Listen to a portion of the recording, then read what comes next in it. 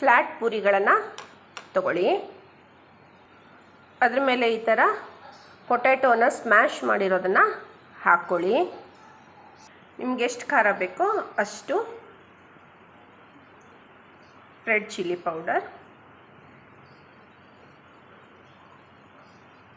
ಹಾಕಿ. ಇದು chaat masala, black pepper, black salt, ಒಂದು ಸ್ವಲ್ಪ ಗರಂ ಮಸಾಲ ಇದೆಲ್ಲ ಹಾಕಿರೋದು ಒಂದು ಮಿಕ್ಚರು. ಜಸ್ಟ್ ಫಾರ್ ಚಟ್ಪಟಾತಿ ಹಾಕಿ ಒಂದು ಸ್ವಲ್ಪ ಬೇಕಾದ್ರೆ ಡ್ರೈ ಮ್ಯಾಂಗೋ ಪೌಡ್ರ್ ಕೂಡ ಹಾಕ್ಕೋಬೋದು. ಇದನ್ನ ಈ ಥರ ರೆಡಿ ಮಾಡ್ಕೊಳ್ಳಿ. ಆಮೇಲೆ ಕುಕುಂಬರು, ಕ್ಯಾರೆಟು, ಟೊಮೆಟೊ, ಈರುಳ್ಳಿ, ಆಮೇಲೆ ಕೊತ್ತಂಬರಿ ಸೊಪ್ಪು, ಲೆಮನ್ನು ಹಾಕಿ ಈ ಥರ ಒಂದು ಮಿಕ್ಸ್ಚರ್ನ ರೆಡಿ ಮಾಡ್ಕೊಳ್ಳಿ. ಇದನ್ನೆಲ್ಲ ಇದ್ರ ಮೇಲೆ ಈ ಥರ ಸ್ಪ್ರೆಡ್ ಮಾಡ್ಕೊಳ್ಳಿ.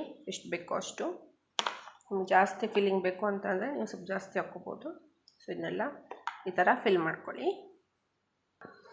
ಆಮೇಲೆ ಇದು ಟ್ಯಾಮ್ರಿನ್ ಅಂದರೆ ಹುಣಸೆಹಣ್ಣು ಮತ್ತು ಬೆಲ್ಲ, ಜೀರಿಗೆ, ಮೆಣಸಿನ್ಕಾಯಿ, ಹಸಿಮೆಣಸಿನ್ಕಾಯಿ ಹಾಕಿ ಕುದಿಸಿ ಥಿಕ್ ಮಾಡ್ಕೊಂಡಿರೋದು.